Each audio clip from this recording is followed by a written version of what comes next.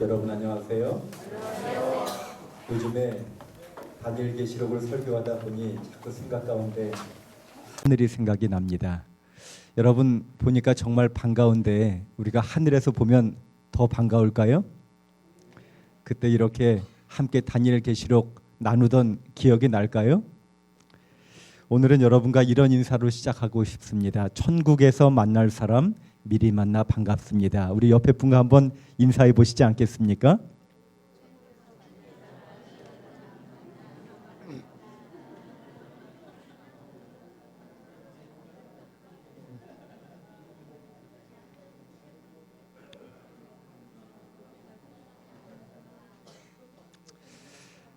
우리는 어제 다니엘서 7장을 통하여 하나님께서 다니엘에게 주신 꿈에 대하여 공부를 하였습니다. 그런데 다니엘서 7장에는 3번이나 반복되는 패턴이 있다고 했죠.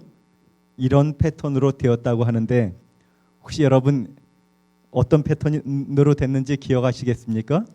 우리 아시는 분 한번 손들어 주시겠습니까?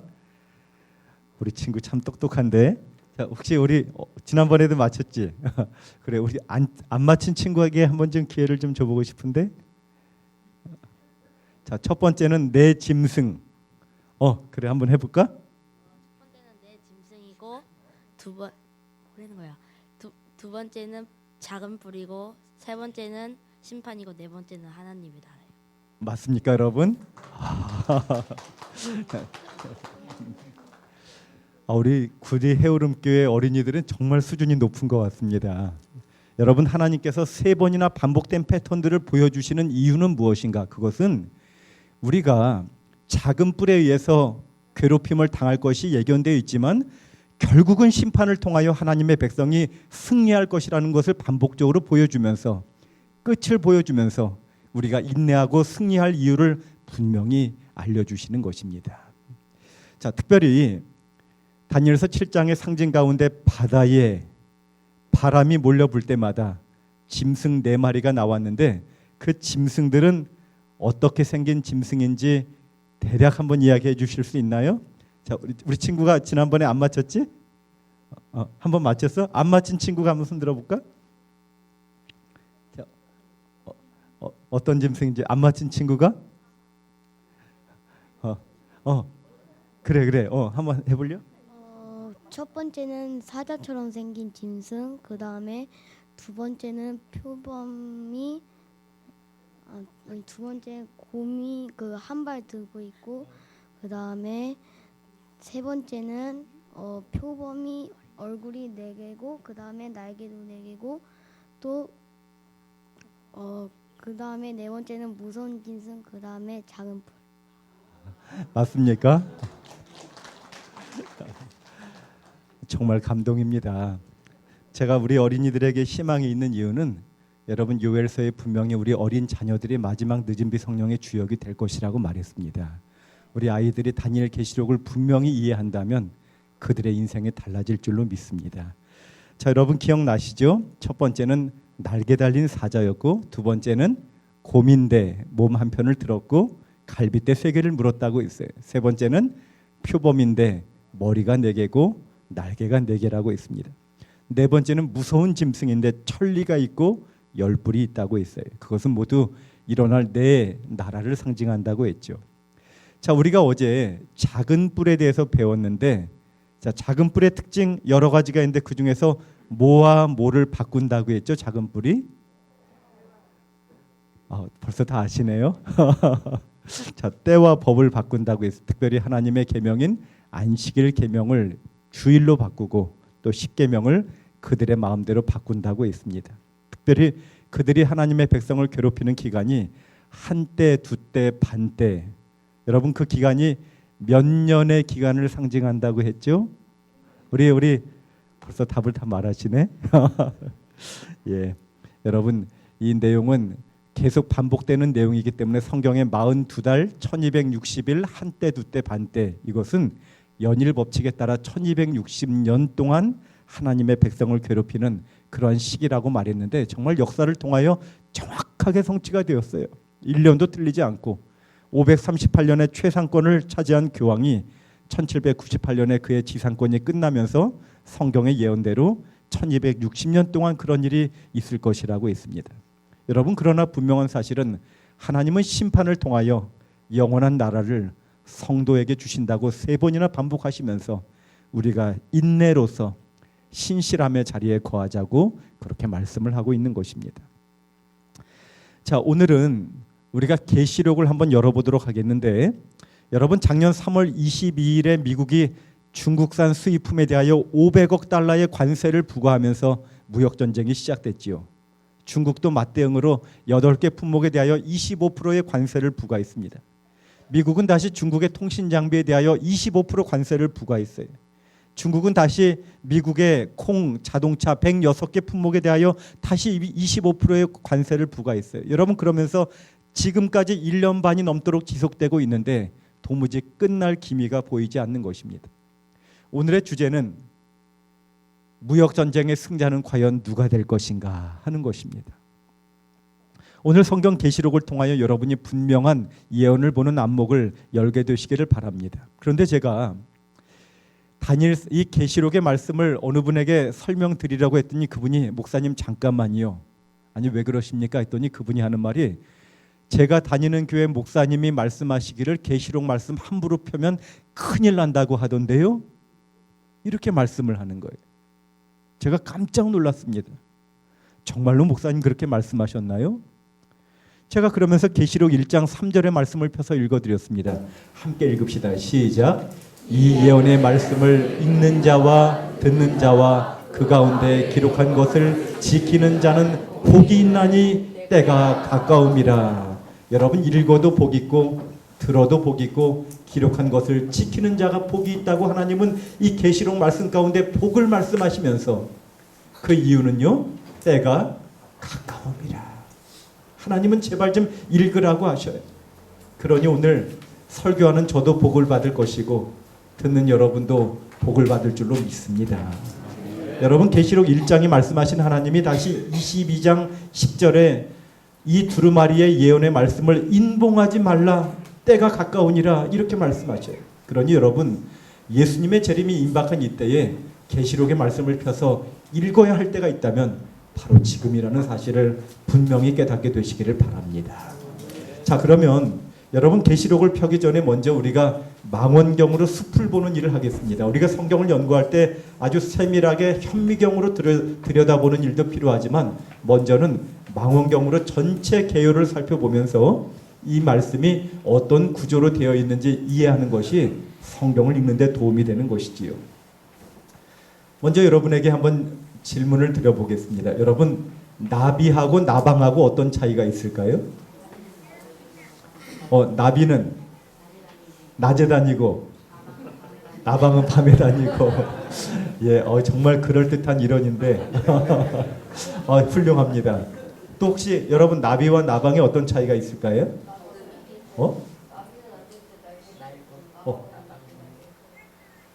나비는 앉을 때 날개를 접고 나방은 펴고. 여기 무슨 천재 학교였습니다. 여러분, 곤충을 연구하는 학자들은 우리 친구 남았는데 하나 줘야겠다. 곤충을 연구하는 학자들은 우리 친구 받았나 아까? 못 받았지? 이거 하나 또 있다. 자, 이제 없어요. 곤충을 연구하는 학자들은 나비와 나방을 구분할 때 날개를 접을 수 있으면 나비로 분류하고 접지 못하면 나방으로 분류를 합니다. 제가 왜 이 말씀을 드리냐면 요한계시록은 나비 구조로 되어 있다는 걸 여러분이 머리 가운데 새기셨으면 좋겠어요. 처음에 7교회는 마지막에 새 예루살렘 교회와 일치를 합니다. 그 다음에 나오는 7인의 사건은 뒷부분에 하나님의 심판의 사건과 연결이 됩니다. 그 다음에 7 나팔 사건은 7 재앙의 사건과 연결이 되지요. 이런 구조로 되어 있다는 것입니다. 그런데 여러분, 가장 중요한 것은 어디에 둔다고요?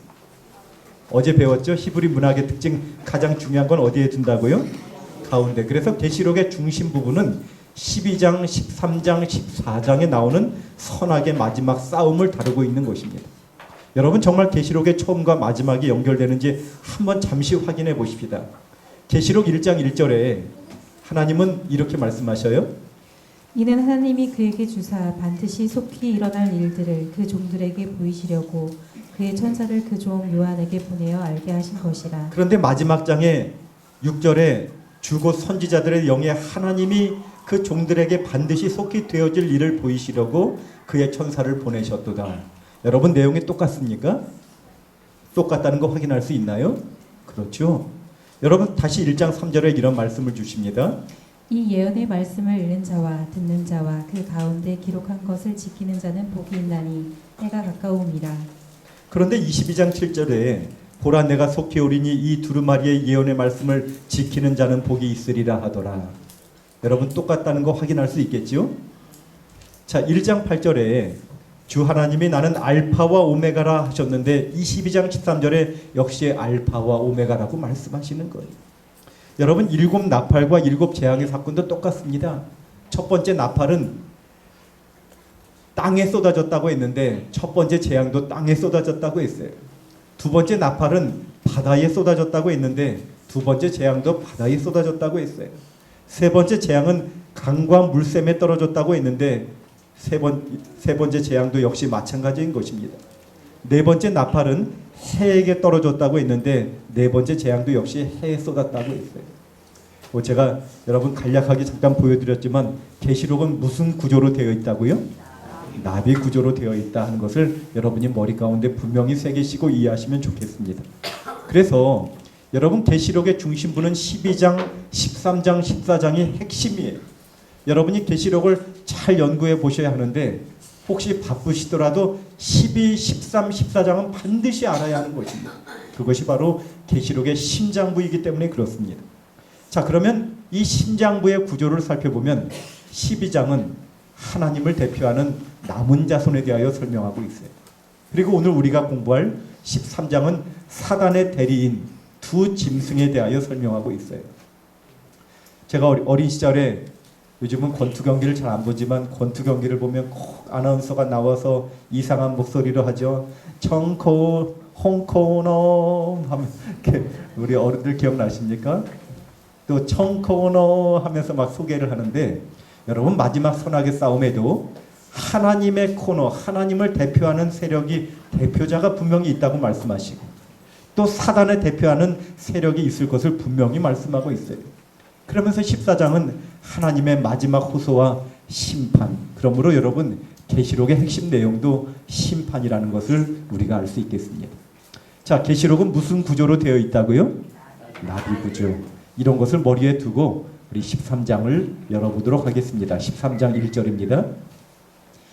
내가 보니 바다에서 한 짐승이 나오는데 뿔이 10이요 머리가 7이라. 그 뿔에는 10 왕관이 있고 그 머리들에는 신성 모독하는 이름들이 있더라. 자, 여러분 바다에서 한 짐승이 나오는데 우리 어제 7장을 배우니까 조금 익숙하지요? 이 짐승이 뿔이 10이고 머리가 7개라. 여러분 기억나십니까? 바다는 뭘 상징한다고 했죠? 사람이 많이 사는 지역. 짐승은요? 짐승은 나라를 상징한다고 이미 배웠습니다. 그런데 이 짐승이 좋은 짐승 같아요? 안 좋은 짐승 같아요? 안 좋은 짐승 같아요. 왜 그렇습니까? 신성 모독하는 이름들이 있다고 했습니다. 자, 좀 더 살펴보십시다. 2절입니다. 내가 본즉 짐승은 표범과 비슷하고 그 발은 곰의 발 같고 그 입은 사자의 입 같은데 용이 자기의 능력과 보좌와 큰 권세를 그에게 주었더라. 자, 여러분 바다에서 나오는 이 짐승은 머리가 7개고 뿔이 10개라 하였는데 표범 닮기도 하고 발은 곰의 발 같고 입은 사자 같은데 여러분 이런 짐승들 이미 익숙하십니까? 그렇죠. 어제 배운 다니엘서 7장에 나오는 그 짐승들이 마치 하나로 합쳐진 듯한 그런 짐승이라는 거예요. 자, 우리 어제 다니엘서 7장을 배웠죠. 바다에 바람이 몰려불 때마다 짐승이 나왔는데 첫 번째는 날개 달린 사자, 두 번째는 곰, 세 번째는 머리 4개 달린 표범, 네 번째는 무서운 짐승. 그런데 여러분 이 네 짐승을 모두 합쳐 놓았더니 계시록 13장의 짐승이 된 것입니다. 머리가 7개인 것은 세 번째 짐승이 4개였기 때문에 더하면 7개가 되는 거예요. 뿔이 10개인 것은 네 번째 짐승의 뿔이 10개이기 때문에 그래요. 그래서 그 짐승은 사자와도 같고 곰 같기도 하고 표범 같기도 한 복합 짐승인 것입니다. 자, 이미 예언을 조금 연구하다 보니까 이렇게 예언을 볼 때마다 아하 그렇구나 하고 눈이 좀 열리지 않습니까? 여러분, 그러므로 계시록 13장에 나오는 첫 번째 짐승은, 아이고, 누가 그렸는지 그림을 참 잘 그렸어요. 그렇죠? 아마 이렇게 생기지 않았을까. 자, 그런데 여러분, 계시록 13장에 짐승이 몇 마리 등장한다고요? 2마리가 등장한다고 했어요. 자, 두 번째 짐승이 어떻게 생겼는지 먼저 살펴보고 지나가도록 하십시다. 11절로 넘어갑니다. 내가 보매 또 다른 짐승이 땅에서 올라오니 어린 양 같이 두 뿔이 있고 용처럼 말을 하더라. 자, 두 번째 짐승은 뭐 같이 생겼다고요? 어린 양 같이 생겼어요. 이렇게 생겼을까요? 그렇죠? 자, 그런데 여러분, 이 짐승이 좋은 짐승 같아요? 안 좋은 짐승 같아요? 좋다는 분도 있고 안 좋다는 분도 있네. 아마 좋다는 분은 어린 양 같이 생겨서. 그런데 뒤에 보니까 누구처럼 말하더라? 용처럼 말하더라. 아, 갑자기 얼굴을 바꾸는 그런 짐승인 것 같습니다. 자, 아무튼 두 짐승이 존재한다. 계시록 13장에 나온다. 첫 번째 짐승은 바다에서 올라오는데 두 번째 짐승은 땅에서 올라오고, 첫 번째 짐승은 머리가 7개고 뿔이 10개인데 두 번째 짐승은 어린 양 같은 짐승이라고 했어요. 그런데 용처럼 말하는 짐승. 자, 우리 첫 번째 짐승으로 다시 넘어가서 첫 번째 짐승을 한번 살펴보도록 하겠습니다. 3절입니다. 여러분 쭉 한번 읽어보겠습니다. 여러분이 이미 다니엘서 7장을 배웠기 때문에 읽으면서 아마 감을 잡으시지 않을까 생각이 듭니다. 3절입니다. 그의 머리 하나가 상하여 죽게 된 것 같더니 그 죽게 되었던 상처가 나음에 온 땅이 놀랍게 여겨 짐승을 따르고. 죽은 줄 알았는데 회복됐어요. 그랬더니 온 땅이 그를 따른다고 했습니다. 4절입니다. 용이 짐승에게 권세를 주므로 용에게 경배하며 짐승에게 경배하여 이르되 누가 이 짐승과 같으냐, 누가 능히 이와 더불어 싸우리요 하더라. 여러분, 이 짐승의 배후는 용이라고 했어요. 용이 권세를 주었다고 했어요. 그래서 누가 이 짐승과 같으냐, 누가 감히 이 짐승과 싸울 소냐, 굉장히 강하고 위세 등등한 짐승인 것이 분명합니다. 5절입니다. 또 짐승이 과장되고 신성 모독을 말하는 입을 받고 또 42달 동안 일할 권세를 받으리라. 여러분, 42달 일할 권세를 받으니라 하는 거 보니까 뭐 같다? 조금씩 감이 오죠? 네, 계속 읽어보겠습니다. 6절입니다. 짐승이 입을 벌려 하나님을 향하여 비방하되 그의 이름과 그의 장막 곧 하늘에 사는 자들을 비방하더라. 하나님을 향하여 비방하는 말을 한다고 했습니다. 7절입니다. 또 권세를 받아 성도들과 싸워 이기게 되고 각 족속과 백성과 방언과 나라를 다스리는 권세를 받으니. 아하, 이 세력이 성도와 싸워 이긴다고 했어요. 어제 배운 내용들 반복되지요. 8절입니다. 죽임을 당한 어린 양의 생명책에 창세 이후로 이름이 기록되지 못하고 이 땅에 사는 자들을 다 그 짐승에게 경배하리라. 여러분, 이 땅에 사는 대부분의 사람들이 이 짐승에게 경배할 것이라고 말하고 있어요. 9절 10절입니다. 누구든지 귀가 있거든 들을지어다. 사로잡힌 자는 사로잡혀갈 것이요 칼에 죽을 자는 마땅히 칼에 죽을 것이니 성도들의 인내와 믿음이 여기 있느니라. 여러분, 성경은 이 짐승에 대하여 말하면서 누구든지 귀가 있거든 들어봐라 이렇게 말하고 있어요. 여러분, 이런 표현은 계시록에 자주 등장하는 표현이에요. 제발 좀 귀를 좀 열어서 하나님의 음성을 좀 들어라. 하나님께서 분명히 말씀하시지 않느냐 하면서 사로잡힐 자는 사로잡혀갈 것이요 칼에 죽을 자는 마땅히 칼에 죽을 것이니. 여러분, 누가 죽는다는 말입니까? 누가 죽는단 말이에요? 이 짐승이 죽게 된다는 말이에요. 누구에 의해서? 하나님이 심판하신다는 말이에요. 그러면서 하나님이 심판하시고 백성이 승리할 것이니 하나님의 백성들아 인내로서 믿음을 지켜라 하면서 짐승을 보여주시면서 하나님은 다니엘서 7장에 말씀하신 패턴을 반복하고 있는 것입니다. 자, 여러분 한번 정리해 볼까요? 이 첫 번째 짐승의 특징은 신성모독의 말을 한다고 했어요. 두 번째는 누가 싸우리요, 굉장히 강한 세력이라고 했어요. 성도와 싸워 이긴다고 했습니다. 하나님을 비방한다고 했어요. 42달 일할 권세를 받았다고 했어요. 여러분, 꼭 특징을 보니까 누구와 닮았습니까? 누구와 닮았지요? 다니엘서 7장에 나오는 작은 뿔 생각나지 않습니까? 비교보니 작은 뿔이 큰 말을 하나님을 대적하는 말을 했고 동류보다 강했다고 했고 성도와 싸워 이긴다고 했고 지극히 높으신 하나님을 대적한다고 했고 한때 두때 반때 42달 1260일 같은 기간 동안 성도를 괴롭히는 세력이라고 했습니다. 여러분 그러므로 계시록 13장에 나오는 첫 번째 세력은 다니엘서 7장에 나오는 작은 뿔과 동일한 세력이에요. 그런데 여러분 그 세력이 왜 다른 모습으로 나타났을까? 사자 같기도 하고 곰 같기도 하고 표범 같기도 한 그 세력으로 나왔을까? 여러분 그것은 교황권이요 바벨론, 페르시아, 그리스, 로마의 특징을 모두 가지고 있기 때문에 그래요. 여러분 바벨론이 다니엘서 3장에 보면 우상 세워놓고 절하게 하는 것처럼 오늘날 가톨릭 교회도 수많은 우상들을 세워놓고 있어요. 페르시아가 태양을 숭배한 것처럼 그들이 태양의 날 일요일을 강요하는 일을 하고 있어요. 그리스는 철학, 이원론 철학, 우리 영혼이 몸에서 분리된다고 하는 그리스 철학이 유명한데 여러분 가톨릭 교회는 성경에도 없는 우리 영혼이 떠돌아서 지옥에도 가고 천국에도 간다고 하는 이상한 가르침을 성경에 심어 놓았어요. 성경의 가르침과 전혀 맞지 않는 거예요.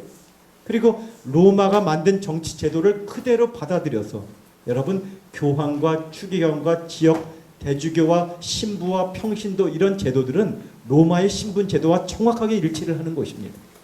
그들은 로마의 그 네 짐승의 특징을 모두 가지고 있는 그런 백성이에요. 우리 조금 더 자세히 들여다볼까요? 우리 3장 3절을 다시 한번 읽습니다. 그의 머리 하나가 상하여 죽게 된 것 같더니 그 죽게 되었던 상처가 나음에 온 땅이 놀랍게 여겨 짐승을 따르고. 우리 어제 배운 내용이죠. 538년에 교황권이 확립된 이후에 1798년에 마지막 교황 피우스 6세가 나폴레옹 3세의 부하였던 베르티에에게 잡혀서 프랑스로 이송이 되고 이듬해 옥사하지요. 그러면서 교황권이 정말 끝난 것처럼 보였습니다. 그런데 여러분 그렇게 죽은 줄 알았는데 1815년에 나폴레옹이 몰락하면서 교황권이 다시 살아나기 시작합니다. 또 교황 클레멘스 14세가 예수회를 부활시킵니다. 또 예수회는 교황을 설득하여서 마리아 무구회태, 마리아도 원죄 없이 잉태되었다는 이상한 교리를 선포하기 시작합니다. 그러면서 1870년에 교황 무오설, 교황은 절대로 실수가 없다고 그렇게 가르치기 시작합니다. 그러면서 1929년에 교황과 이탈리아의 무솔리니 사이에 라테란 조약을 맺는데 이탈리아는 로마 도시 내에 108에이커 한 어느 정도 될까요? 한 11만 평 정도 되는 땅을 내주면서 여러분 그러면서 이 바티칸 시티라고 하는 이 국가로 존재하면서 13억의 신도를 가지고 각 나라의 대사를 파견하는 나라로 부활하는 것입니다. 여러분 이 사진이 그 라테란 조약에 서로 서명하는 그런 사진이에요. 그런데 이 사건을 언급한 샌프란시스코 연대기라는 기사에는 오늘 밤 로마에 관한 문제는 과거에 대한 것이었으며 바티칸은 이태리와의 사이의 평화를 유지하고 있다. 중대한 문서에 상처를 낫게 함이라는 친필을 첨가하는 것에 대하여 양편이 진실성을 보였다고 말하고 있어요. 정말 그들이 성경의 예언대로 죽은 줄 알았는데 상처가 나왔다는 거예요. 그랬더니 온 땅이 이상히 여겨 그 짐승을 따른다고 했는데 여러분 한국에 왔을 때 광화문 미사에 무려 100만 명이 모였습니다. 에콰도르에 교황이 가니 100만 명이 모여요. 기본 100만 명이에요. 미국 필라델피아 방문했더니 100만 명이 모였어요. 뉴욕에 미사하는데 100만 명이 모였어요. 케냐 미사에 20만 명이 모였고 필리핀 마닐라를 방문했더니 700만 명이 모였어요. 여러분 세상의 왕들, 대통령들의 교황 만나기 위해서 줄을 섰어요. 요르단 국왕, 러시아 대통령, 또 아르헨티나 대통령, 중앙아프리카 대통령, 이란 대통령, 또 필리핀 대통령, 보스니아 헤르체비고나 대통령, 도미니칸 공화국 대통령, 스리랑카, 폴란드, 볼리비아, 파나마, 프랑스, 모로코 뭐 다 열거할 수가 없습니다. 멕시코, 싱가포르, 미국. 여러분 세계 어느 정상 가운데 이렇게 많은 정상들을 만난 정상이 있을까요? 우리나라 문재인 대통령도 가서 만났죠. 그뿐이 아닙니다. 세계 종교 지도자들이 교황 만나려고 줄을 서요. 유대교 지도자, 한국의 종단 대표들, 세계 종교 지도자들. 여러분 교황이 가서 이 콜롬비아에 가서 한마디 말했더니 51년 동안 해결되지 않은 내전이 종식이 되었습니다. 교황이 이스라엘 팔레스틴 평화를 중재했어요. 미국과 쿠바의 화해를 중재했습니다. 미국의 포춘지는 세계 영향력 있는 지도자 1위로 교황을 꼽고 있습니다. 여러분, 이 허핑턴 포스트의 편집인인 하워드 파인만이 쓰기를 프란치스코 교황은 세계 대통령이 되고 싶어 한다고 말했습니다. 그런데 여러분, 성경은 분명히 말합니다. 그 짐승의 배후 세력이 있다고요. 여기 2절 다시 한번 읽읍시다. 내가 본 짐승은 표범과 비슷하고 그 발은 곰의 발과 같고 그 입은 사자의 입 같은데 용이 자기의 능력과 보좌와 큰 권세를 그에게 주었더라. 여러분, 이 교황의 배후에는 용이 있다고 했어요. 용이 누굽니까? 용이 누구죠? 여기 성경 계시록 12장 9절에 큰 용이 내어 쫓기니 이에 뱀 곧 마귀라고도 하고 사탄이라고도 하며 온 천하를 꿰는 자라. 결국 그 배후에는 사단이 있다고 성경은 분명히 말하고 있는 것입니다. 여러분, 그런데 이 계시록 13장의 두 짐승이 하는 일을 가만히 살펴보니까 여러분, 이 짐승이, 이 첫 번째 짐승이 하는 일이 가만히 보니까 자꾸 예수님을 흉내내려고 하는 것을 제가 발견하게 되었습니다. 예수님이 침례를 받으시고 물에서 올라온 것처럼 여러분, 그도 바다에서 나왔다고 했어요. 예수님이 나와 아버지는 하나로 결탁되었다고 말했는데 그도 말하기를 용은 짐승과 결탁되었다고 말하고 있어요. 예수님은 권세를 아버지께서 아들에게 주셨다고 했는데 용이 짐승에게 권세를 주었다고 했어요. 예수님이 지상 봉사를 3년 반 동안 했는데 이 세력도 42달 3년 반에 일할 권세를 받았다고 했어요. 예수님이 십자가에서 죽으셨는데 부활했는데 그도 죽게 되었던 상처가 나았다고 했어요. 예수님의 이름 가운데 미가엘이라는 이름의 뜻은 누가 하나님과 같으냐라는 뜻인데 여기 계시록 13장에 보니 누가 이 짐승과 같으냐 이렇게 말하고 있는 거예요. 여러분, 이 짐승이 자꾸 예수님 흉내내는 것을 우리가 확인할 수 있어요. 왜 그럴까요? 여러분, 사실 하나님과 우리 사이에 중보하실 수 있는 분은 예수님밖에 없어요. 디모데전서 2장 5절에 하나님과 사람 사이에 중보도 몇 분이시니? 몇 분이라고요? 한 분이시니 곧 사람이신 그리스도 예수라. 하나님이시면서 사람이신 분은 예수님밖에 없으세요. 그래서 사람의 입장에 서서 우리를 대변하고 하나님 앞에 서서 나의 피 하면서 십자가에 못 박힌 손을 내어 보이시면서 우리의 죄를 위하여 충보하시고 용서하시는 분은 예수님밖에 없음을 여러분 확신하게 되시기를 바라는 것입니다. 그런데 이 세력이 어디까지 예수님 흉내내려고 하냐면 자기들이 중보를 하려고 해요. 저는요, 그들이 고해성사를 하는 것이 하나님이 용서해 주시는데 그냥 인간의 입으로 선언하는 것인 줄 알았어요. 그런데 그들이 말하기를 사제는 그리스도에 의하여 그에게 부여된 권세로서 실제로 참으로 죄를 용서한다고 그렇게 가르치고 있는 것입니다. 심지어는요, 그들이 뭐라고 말하냐 하면 하나님 자신도 사제들의 심판에 따라서 혹은 사제들이 면제를 허용하느냐 거절하느냐에 따라서 죄를 용서하시느냐 안 하시느냐를 결정해야 할 의무가 있으시다. 사제들의 판단이 우선하고 그 후에 하나님이 동의하신다. 사제들이 기분 나빠서 용서 안 하면 하나님도 용서하고 싶어도 못한다는 거예요. 세상에 이런 신성 모독이 어디 있습니까? 여러분, 그리고 그들이 예수님을 모조하는 궁극적인 이유는 경배를 받고 싶은 거예요. 여러분, 계시록에서 경배라고 하는 주제는 대단히 중요한 주제입니다. 죽임을 당하신 어린 양은 능력과 부와 지혜와 힘과 존귀와 영광과 찬송을 받으시기에 합당하다 했는데 여러분, 우리 예수님 하나님이 경배를 받으시기에 합당하신 이유는 첫 번째로 그분은 창조주시기 때문에 그렇습니다. 우리를 낳으신 분이세요. 두 번째, 그분은 우리를 구속하신 십자가에서 그분의 생명을 대신하여 우리를 구원하신 분이기 때문에 그분이 찬송을 받으시기에 합당한 유일한 분이십니다. 그런데 이 짐승이 자기가 경배를 받고 싶은 거예요. 그래서 이 땅에 사는 대부분의 사람들이 그에게 경배할 것이라고 말하고 있어요. 여러분, 어느 목사님이 사모님과 함께 유럽을 여행할 기회가 있었는데 로마를 방문했다가 이 바티칸을 방문하게 되었어요. 수천 명의 사람들이 그곳에 왔습니다. 그런데 교황이 잠깐 창가에 나와서 사람들에게 손을 흔들어 주는 순간에 깜짝 놀랐다는 거예요. 갑자기 함께 여행하던 그 수많은 사람들이 전부 엎드려 교황에게 절을 하더라는 거예요. 여러분 한번 상상해 보십시오. 전부 절하는데 목사님하고 사모님만 서 있는 거예요. 그때 갑자기 두려운 마음이 들기 시작한 거예요. 야, 다른 사람들이 우리를 혹시 죽이지는 않을까 이런 두려움이 생기더라는 거예요.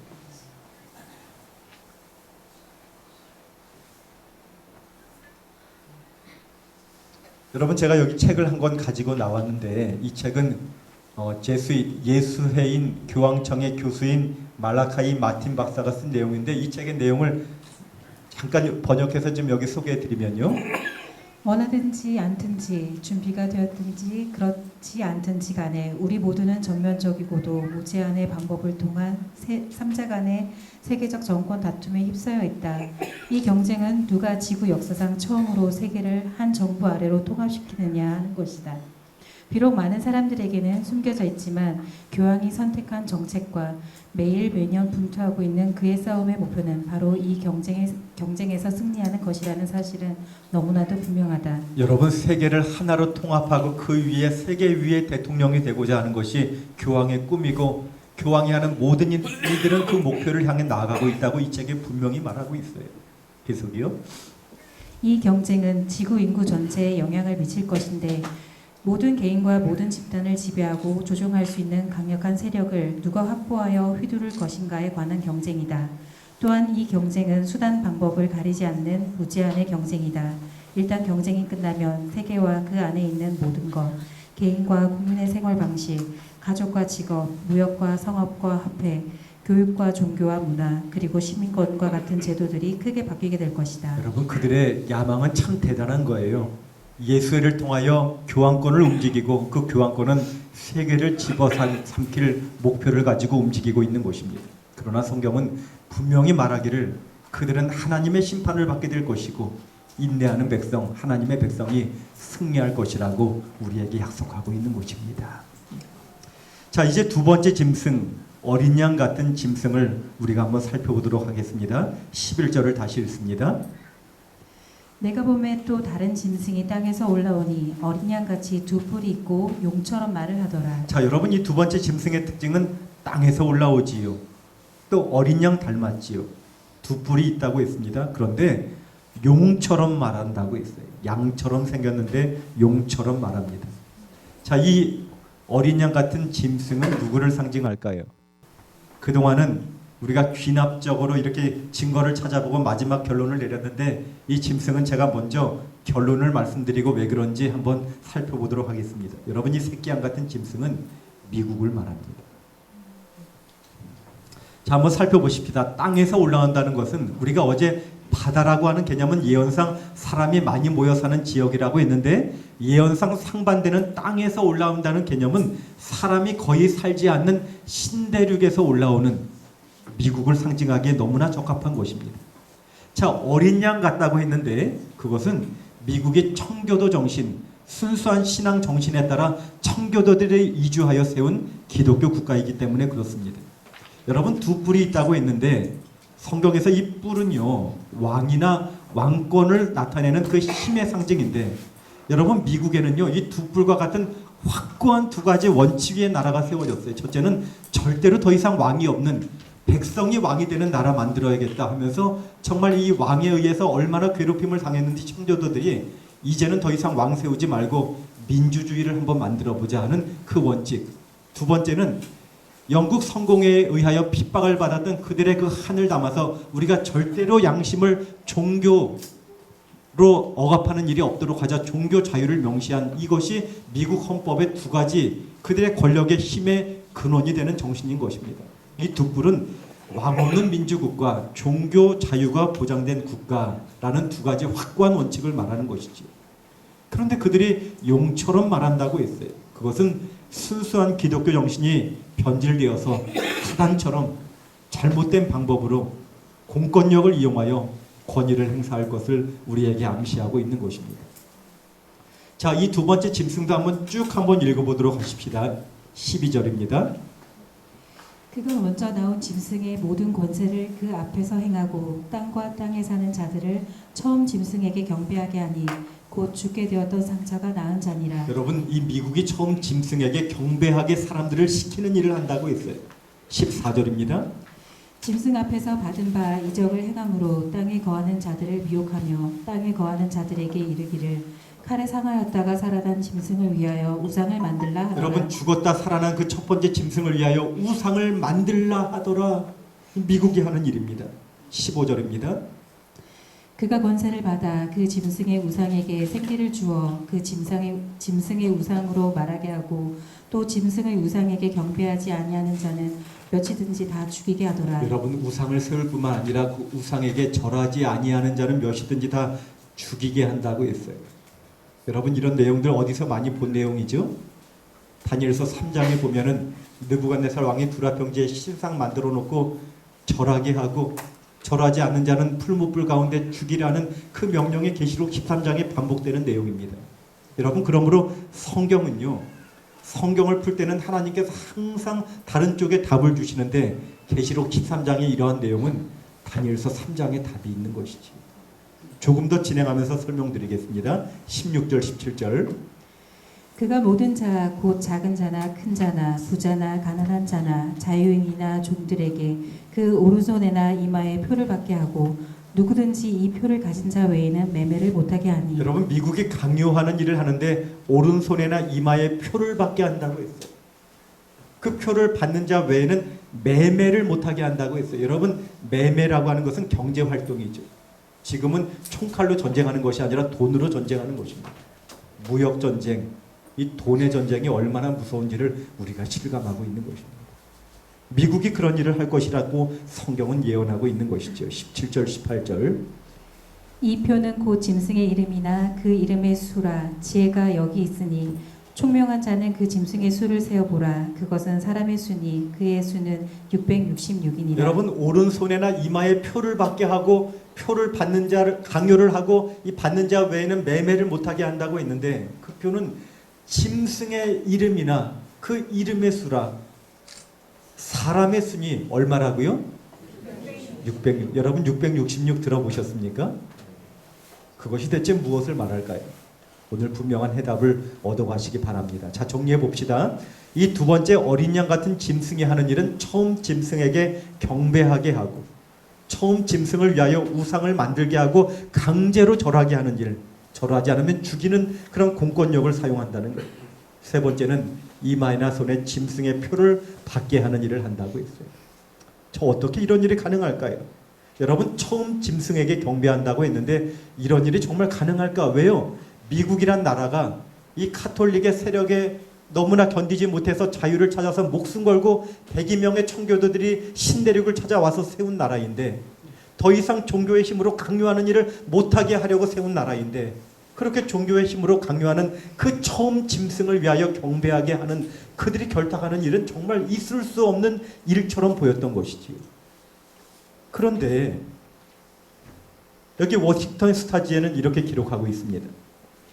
교황이 미국을 한번 방문한다는 것은 상상만 해도 벼락을 맞을 일이었다.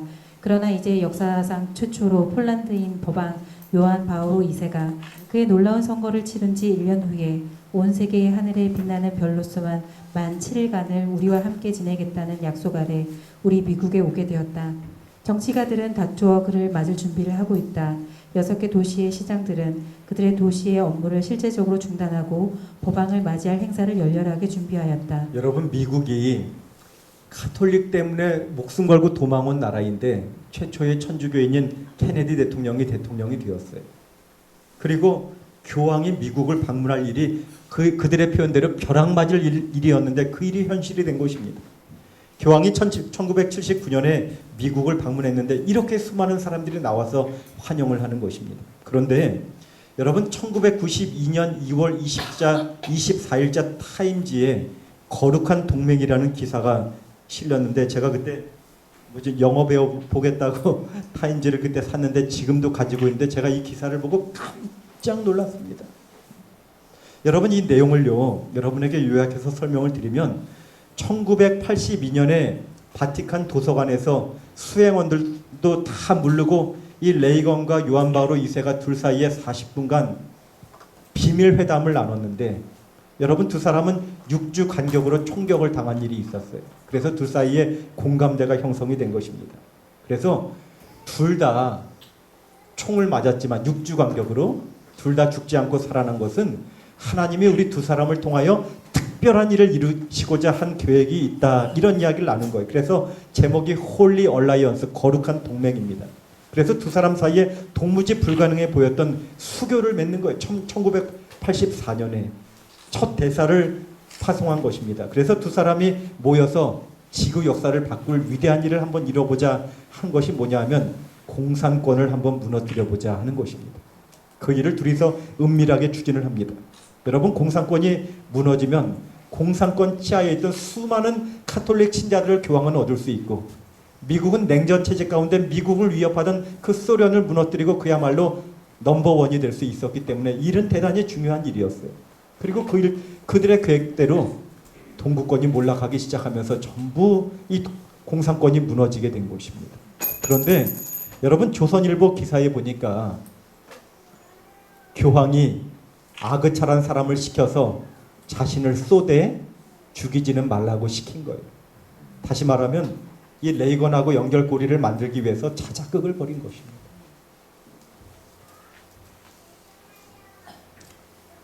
이제 미국이 그렇게 해서 교황과 하나가 되어서 우상을 만들고 절하게 한다고 했는데 여러분 다니엘서 3장에 보면은 이 두라 평지에 느부갓네살 왕이 금신상 세우고 절하라, 절하지 않은 자는 극렬히 타는 풀무불 가운데 던져 놓으리라 했는데 이 미국이 우상을 만들고 절하게 한다는 것은 물리적 힘을 이용하여 종교적인 법을 강요하는 것을 말하는 것입니다. 다니엘서 3장에 이 신상 세우고 절하게 하는 그 사건이 정말 가능할까요? 여러분 미국은 그런 일이 사실 불가능해 보입니다. 왜냐하면 철저하게 정교가 분리된 원칙 위에 세워진 나라이기 때문에 그렇습니다. 미국 헌법의 1항에는 의회는 어떤 종교의 설립, 자유로운 종교 행사의 금지, 언론과 출판의 자유의 제한 뭐 이런 것들 절대로 법을 제정할 수 없다고 그렇게 명시를 하고 있습니다. 미국 헌법에 기초를 놓은 토마스 제퍼슨은 이것은 교회와 국가 사이에 정부와 종교 사이에 영원한 분리의 장벽이라고 분명히 선언을 했어요. 그런데 레이건 대통령 당시에 그런 정교 분리의 원칙을 도전하는 일들이 있었습니다. 여러분 작년 재작년에 트럼프 대통령이 존슨 수정 헌법을 폐기하겠다고 사람들에게 약속을 했어요. 여러분 존슨 헌법은 존슨 대통령이 1954년에 상원 의원 시절에 이 종교인들의 정치 참여를 금지하는 법을 발의해서 통과된 법인데 그래서 미국은 종교인들이 정치에 영향력을 행사할 수 없고 그런 일을 하면 세금 혜택이 없어지는 거예요. 그런데 그걸 완전히 다 철폐하고 종교인들이 얼마든지 정치에 참여할 수 있고 이 정부도 얼마든지 종교에 관여할 수 있는 그런 법을 만들겠다고 트럼프가 그렇게 공약을 하고 실행하고 있는 것입니다. 여러분 점점 이 미국이 우상을 만들고 강요하는 일들 계시록 13장의 예언들이 성취되고 있는 것을 우리가 볼 수 있는 것이죠. 자, 미국이 어떤 법을 강요할까요? 어떤 종교적인 법을 강요할까요? 여러분 이 처음 짐승을 위하여 한다고 했는데 처음 짐승이 어제 보니까 때와 법을 바꾼다고 했는데 이것과 관계가 분명히 있을 것입니다. 왜 그럴까요? 여러분 계시록 13장의 두 짐승, 이 처음 짐승 교황권과 두 번째 짐승 미국이 힘을 합쳐서 하는 일들을 살펴보면 하나님의 계명을 공격하는 일을 해요. 첫 번째 계명은 나 외에 다른 신 두지 말라 했는데 용과 짐승에게 경배하라고 그들이 강요하는 것입니다. 두 번째 계명은 우상을 만들지도 섬기지도 말라고 했는데 칼에 상하였다 살아난 짐승을 위하여 우상 만드는 일을 그들이 하는 거예요. 세 번째 계명은 하나님의 이름을 망령때 일컫지 말라고 했는데 그들은 하나님의 이름을 비방한다고 했어요.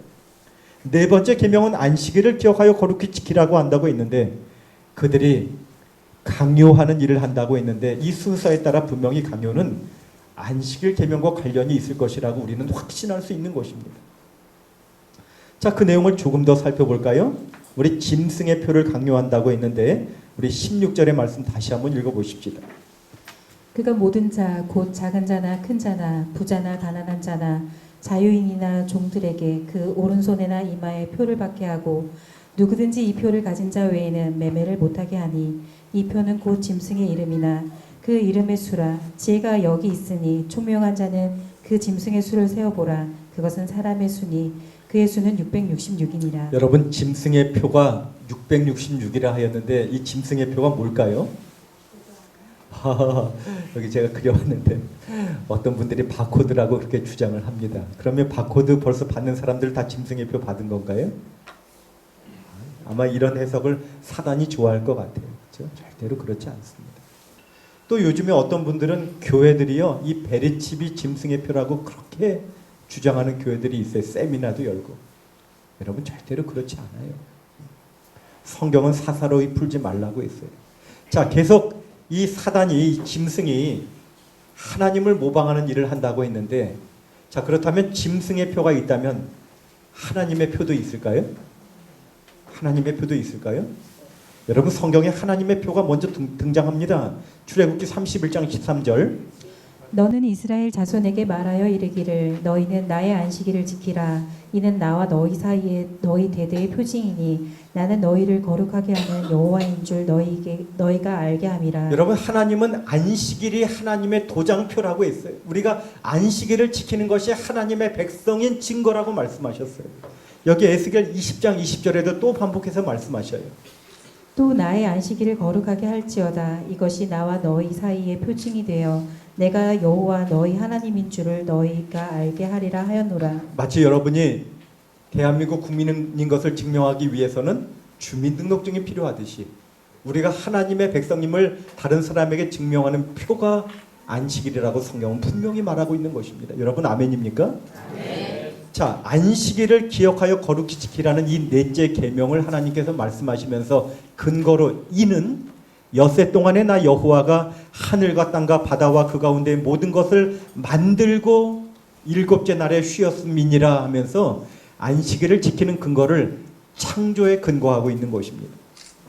그러므로 여러분, 안식일을 지킨다는 것은 하나님이 나를 만드신 창조주시고 하나님이 나의 주인이시고 나는 그의 소유된 백성으로서 하나님께 순종합니다 하고 하나님의 권위를 인정하는 표가 안식일이라는 것입니다.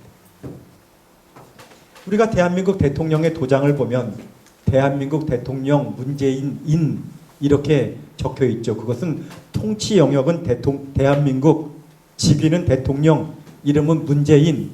그런데 여러분, 유일하게 안식일 계명 가운데 이 도장에 요소가 다 들어가 있어요. 통치 영역, 하늘과 땅과 바다, 그 가운데 모든 것, 직위는 창조주, 이름은 여호와. 그래서 안식일이 도장이 되는 거예요. 여러분, 사단이 왜 안식일을 바꾸려고 애를 쓸까요? 우리가 배웠지만 사단의 목적은 경배를 받는 것이 목적인데 자기가 경배받을 근거가 없어요. 우리가 세배하는 것은, 부모에게 세배하는 것은 그분이 나를 낳아주셨기 때문이에요. 그런데 낳지도 아니한 창조주도 아닌 사단이 경배를 받고 싶은데 이 백성이 안식일을 지키는 한 창조주를 기억하는 거예요. 그래서 창조주를 기억하지 못하도록 안식일을 없애기 위해서 그가 혈안이 되어 있는 것입니다. 그래야 자기가 경배를 받을 수 있기 때문에. 여러분, 그래서 그들은 일요일로 바꿔놓고 그날을 자기의 권위의 표라고 말합니다. 여기 그들이 이렇게 주장합니다. 교회가 안식일을 변경시킨 것을 그 권위의 표로 삼을 수 있는가? 물론 가톨릭 교회는 이 변경이 교회에 의하여 이루어진 것임을 주장하는 바이다. 그리고 이 행위는 종교적인 사물에 있어서 가톨릭 교회의 권위의 표이다. 여러분, 하나님의 권위의 표는 그분이 창조주의 하나님이 만드셨기 때문에 그래서 안식일 지키라고 하셔요. 그런데 사단은, 이 교황은 그 안식일을 일요일로 바꿔놓고 이것이 내 권위의 표다. 창조주 하나님이 뭐라고 말씀하셨지만 내가 바꿨어. 그러니 일요일 지키는 것은 이제 더 이상 창조주의 권위가 아니라 나의 권위에 굴복하는 거야. 이렇게 말하고 있어요. 그러면서 일요일은 권위의 표다. 교회는 성경 위에 있으며 안식일 준수의 변경이 그 사실의 증거이다. 이렇게 말하고 있는 것입니다. 자, 그러면 666은 무엇인가? 여러분 666은 짐승의 수, 사람의 수라고 말했어요. 짐승의 수는 뭐고 사람의 수는 무엇인가? 666은 무엇인가? 그것이 정말 이렇게 바코드에 찍는 것인가? 아니면 베리칩에 들어가는 것인가? 아니면 어떤 사람들이 말하는 대로 컴퓨터인가? 여러분 성경은 그렇게 푸는 것이 아니에요. 우리가 계시록 13장을 연구하다 보니까 이 13장의 우상을 만들고 절하게 하고 절하지 않는 자 죽이게 하는 모든 일들이 다니엘서 3장에 일어난 일이에요. 우상을 만들고 절하게 하고 절하지 않는 자 죽이게 하고. 그런데 다니엘서 3장에 보니까요, 여러분 이 두라 평지에 느부갓네살 왕이 세운 이 신상의 키가 얼마라고요? 60규빗. 넓이가 얼마라고요? 6규빗. 여러분 계시록 13장에 666이 나오는데 다니엘서 3장에 동일한 배경 가운데 66이 나오는 거예요. 여러분 이것은 대단히 의미가 있는 일입니다. 그러면 6이란 것이 무엇을 말할까요? 대체 짐승의 수라는 것이 무엇일까요? 사람의 수라는 것이 무엇일까요? 여러분 이 느부갓네살 왕이요, 하나님께서 다니엘서 2장을 통하여 왕은 금머리입니다. 그러나 은이 되고 노시 되고 철이 되고 마지막엔 진흙이 되어서 왕이시여, 왕의 인생은 금처럼 시작했지만 결국은 성경 창조주의 명령한 대로 너는 흙이니 흙으로 돌아갈 것입니다. 그 후에는 하나님의 돌의 심판이 있을 것입니다. 마치 시브리 9장 27절에 한 번 죽는 것은 사람에게 정하신 것이요 그 후에 심판이 있으리라. 그 심판에 따라서 돌 위에 깨어진 자는 영원한 구원을 얻을 것이고 돌 아래 깔린 자는 영원한 멸망을 받을 것이 우리의 운명인 것입니다. 창조주가 정한 운명이에요. 그런데 이 느부갓네살 왕이 창조주가 정한 운명을 거절하고 머리끝부터 발끝까지 금으로 만들어서 자기가 영원할 것이라고 주장하고 있는 거예요. 여러분 이런 정신이 짐승의 정신이에요. 이런 정신이 666의 정신이에요. 조금 더 살펴보실까요? 이 느부갓네살 왕이 4장에는 뭐라고 말하냐면 나 왕이 말하여 이르되 이 큰 바벨론은 내가 능력과 권세로 건설하여 나의 도성을 삼고 이것으로 내 위엄의 영광을 나타낸 것이 아니냐. 나 하나님이 주신 권세를 잊어버리고 내가 잘해서 이 멋진 바벨론 건설한 것인 것처럼 착각할 때에 하늘에서 소리가 내려 이르되 내가 사람에게 쫓겨나서 들짐승과 함께 살면서 소처럼 풀을 먹을 것이요 이와 같이 몇 대를 지나서 7대를 지나서 지극히 높으신 이가 사람의 나라를 다스리시며 자기의 뜻대로 그것을 누구에게든지 주시는 줄을 알기까지 이르리라. 하나님이 말씀하시는 거예요. 이 느부갓네살 왕이 야 내가 말이지 이런 정신을 가졌을 때 하나님께서 그에게 정신병을 허락하셔서 7년 동안 짐승처럼 지냈다고 했어요. 바로 그때에 이 일이 나 느부갓네살에게 응함으로 내가 사람에게 쫓겨나서 소처럼 풀을 먹으며 몸소 하늘 이슬에 젖고 머리털이 독수리 털과 같이 자랐고 손톱은 새발톱과 같이 되었더라. 그 기한이 참에 몇 년이 지나매? 몇 년째가 되었어요? 7년째가 되매 나 느부갓네살이 하늘을 우러러 보았더니 그전엔 내가 잘난 줄 알고 살았는데 하늘을 우러러 보았더니 총명이 다시 돌아와서 정신병에서 회복이 된 거예요. 그래서 그제서야 짐승의 정신에서 회복되어서 지극히 높으신 이에게 감사하며 찬양하고 경배하는 거예요. 여러분 그러므로 짐승의 정신은 하나님께서 모든 은혜를 베푸신 것을 잊어버리고 마치 내가 잘해서 내가 잘난 양 나를 높이는 그 정신이 짐승의 정신이에요. 그 정신이 그 정신으로 만든 신상이 60규빗 6규빗 6의 정신이에요. 그런데 하나님은 7년째 되는 날 그에게 하늘을 우러러보게 하시고 이 모든 권세가 하나님에게 왔음을 다시 한번 깨닫게 할 때에 그가 정신병이 회복이 된 거예요. 여러분 이런 다니엘서의 배경 가운데 계시록 13장을 풀어야 합니다. 그러므로 666은 인간이 하나님을 창조주와 구속주로 영광을 돌리기 위해 일곱으로 향하기를 거절하는 것을 의미한다. 그것은 인간이 자신과 자신이 만든 것들에서 영광을 구하고 자기 자신에게 집착하는 것을 의미한다. 이렇게 말했어요. 여러분 생각해 보세요. 하나님이 창조하실 때 사람을 몇째 날 창조하셨죠? 몇째 날이요? 6째 날. 제일 마지막에 창조했어요. 그리고 사람이 창조되자마자 맞이한 첫 번째 날이 7째 날 안식일이에요. 그러면 이 모든 거 누가 창조하셨어요? 누가 창조하셨어요? 하나님이 다 창조하셨어. 그러면 나는 창조되자마자 안식일 맞아서 뭐 하면 돼요? 안식일 날? 뭐 하면 돼요? 하나님 감사합니다 하고 하나님께 찬양하고 경배하는 정신이 안식일의 정신이라는 거예요. 그런데 인간이 7이라는 하나님의 시간으로 나아가기를 거절하고 마치 내가 만든 것처럼 착각하면서 6, 6째 날 창조준 6이라고 한 것은 사람의 숫자입니다. 7로 나아가기를 거절하고 666, 3위 하나님의 자리에 나를 두면서 자신이 하나님인 양 그렇게 자신을 의지하는 그 정신이 바로 666의 정신이라는 거예요. 여러분 이해가 되십니까? 이것은 대단히 중요한 개념이에요. 여러분 물론 이것은 로마 교황권과 미국이 하는 일이지만 우리도 창조주 하나님을 잃어버리고 우쭐하게 살면 우리도 이미 짐승의 표를 받은 백성이라는 거예요. 우리도 이미 짐승 같은 백성이 되는 것입니다. 우리도 우리 마음 가운데 나라는 우상을 세우고 있는 거예요.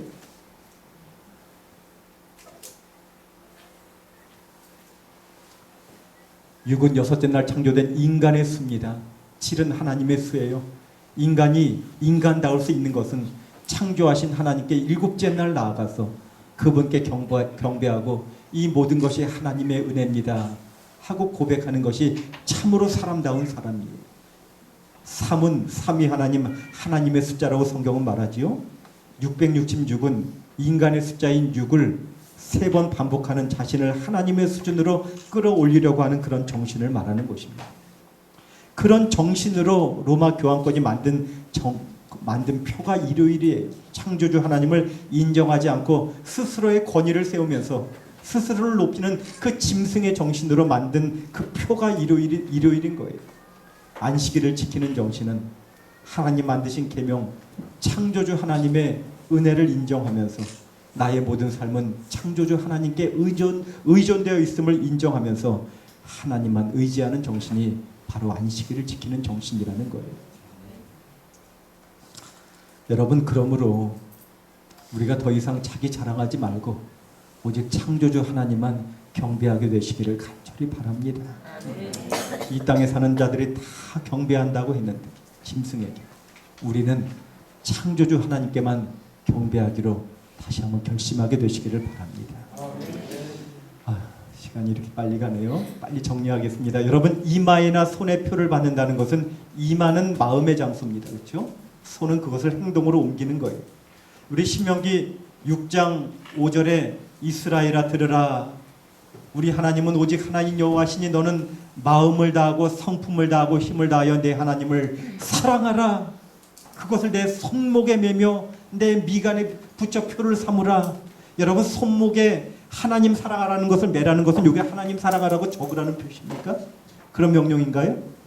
미간에 붙이라는 것은 여기 하나님 사랑하라 적으라는 거예요? 여러분 실제로 유대인들은요 이 미간에다 상자 하나 이렇게 매달고 다니면서 상자를 열면 거기 하나님 사랑하라는 신명기 6장 5절의 말씀을 넣고 다니는 그런 유대인들도 있어요.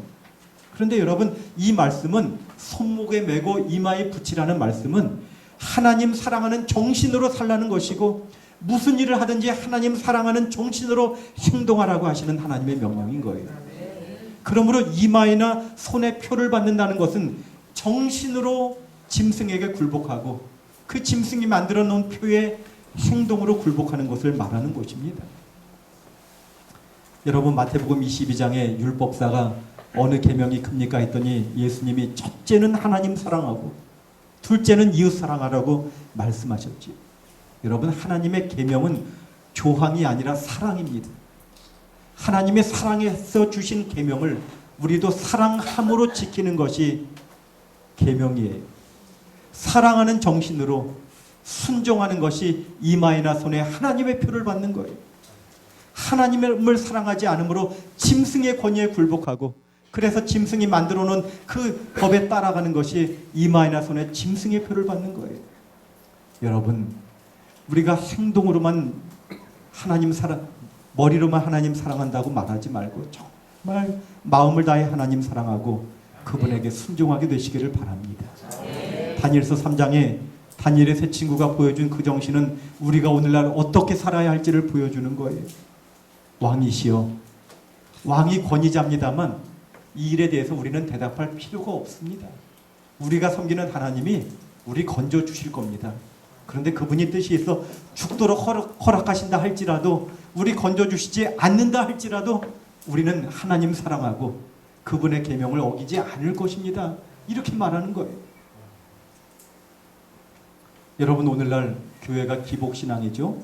사업 잘 되게 해주시면, 우리 자식 대학 붙여주시면, 건강하게 해주시면 뭐 하겠습니다 하는데, 우리 신앙은 거래가 아닙니다. 그리 아니하실지라도 하나님 사랑하는 마음으로 순종하는 신앙 하게 되시기를 바라는 것입니다. 여러분, 그럴 때 이 왕이 화를 내고 풀무불 가운데 집어넣죠. 공권력을 가지고, 여러분, 미국이라는 나라가 공권력을 가지고 하나님 계명 지키는 백성들을 그렇게 할 일이 있을 것이라고 했어요. 그런데 분명한 사실은 그 불 가운데 예수님이 함께 하시고 그들을 보존하셨습니다. 어려움 중에 순종하는 백성 하나님이 도와주실 줄로 믿습니다. 이제 한 분의 이야기를 말씀드리고 오늘 말씀을 마칠까 합니다. 여러분, 아침 고요 수목원 가보셨나요? 그 수목원 만드신 분이 한상경 교수님이죠. 이분이 하나님을 사랑하는 마음으로 안식을 지키려고 하는데 월남전에 차출된 거예요. 여러분, 전쟁 가운데 안식을 지킬 수 있을까요? 안식일 날 훈련 명령에 떨어져서 연병장에 집합했는데, 하나님, 저 하나님 사랑합니다. 이날 안식일 예배 드릴 수 있도록 도와주세요 하고 기도하는데 갑자기 마음 가운데 믿음이 생기는 거예요. 옆에 있는 친구에게, 여보게, 오늘 우리 훈련 없을 거야. 비가 내릴 거야. 이 친구가 하늘 보니까 구름 한 점 없어요. 이 친구 미쳤나? 그런데 여러분, 정말 하나님이 도와주셔서 갑자기 먹구름이 몰려오더니 예정에도 없던 비가 쏟아져서 훈련이 취소되는 거예요. 이분이 고려대학 원예학과를 다니는데 성적표에 F, 소위 낙제가 있어요. 왜냐하면 안식일 날 수업 등 과목은 교회 가기 때문에 여지없이 낙제가 되는 거예요. 그런데 1학년에 납제한 것은 2학년에 보충하면 되고, 2학년에 낙제한 것은 3학년에 보충하면 되는데, 문제는 4학년 1학기가 되었는데 과수원이라는 과목이 또 안식일 날 걸린 거예요. 낙제했는데 여러분, 의대생도 아닌데 5학년을 다녀야 하는 거예요. 비싼 등록금 내고.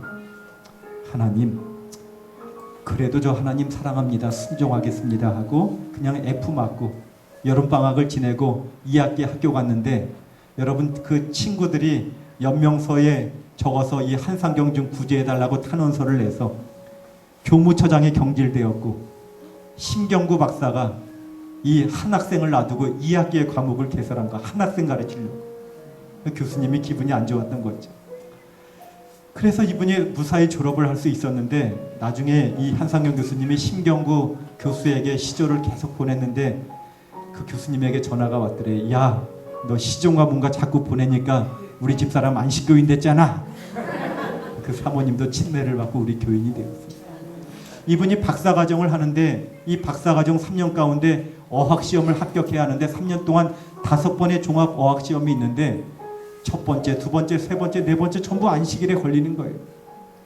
내 박사학위 안 받아도 좋습니다. 하나님 사랑합니다. 순종하겠습니다. 그 조교가 불러요. 왜 자네 시험 안 보나? 안식일 이야기했더니 이해를 못하는 거예요. 기도했는데요, 여러분, 5번째 시험이 일요일에 걸린 거예요. 그 보는 사람이 수천 명인데 그 중에서 주일 지킨다고 하는 사람이 그렇게 많을 텐데 하나님은 한상경 한 사람 구제하기 위하여 날짜까지 바꿔주신 거예요. 이분이 그래서 고려대학 역사상 최연소로 박사학위를 받게 되었어요. 사랑하는 여러분, 하나님을 사랑하는 자에게는 큰 평안이 있으니 저희에게 장애물이 없으리로다. 하나님을 사랑하는 마음으로 그분에게 순종하는 것이 참으로 하나님 임하는 백성입니다. 기왕에 하나님 믿으려거든 여러분, 나는 틀림없이 하나님 거야. 하늘이 인정하시는 정말 하나님의 입맞은 백성으로 살게 되시기를 바랍니다. 그렇지 않은 백성은 다 짐승에게 경배할 것이라고 했어요. 여러분, 결론을 말씀드립니다. 무역전쟁의 승자는 미국이 승리할 것입니다. 성경에 중국은 예언되어 있지 않아요. 그런데 그런 미국이 공권력으로 하나님의 백성을 공격한다 할지라도 결국 승자는 하나님의 백성이 될 줄로 믿습니다. 하나님은 계시록 13장을 통하여 우리에게 경고하십니다. 창조주를 경배하라. 천지를 짓지 아니한 신들은 땅 위에서 이 하늘에서 망할 것이라고 분명히 하나님은 말씀하십니다. 두 번째로 하나님을 사랑하는 마음으로 계명을 지키라고 말씀하십니다. 여러분 그렇게 사시겠습니까? 오늘 그렇게 살기를 원하시는 분은 우리 자리에서 한번 일어서 주시기를 제가 부탁을 드리고 싶습니다. 이제 우리 하나님의 뜻대로 살기로 결심하는 마음으로 결심을 담아서 573장 찬미를 부르도록 하겠습니다.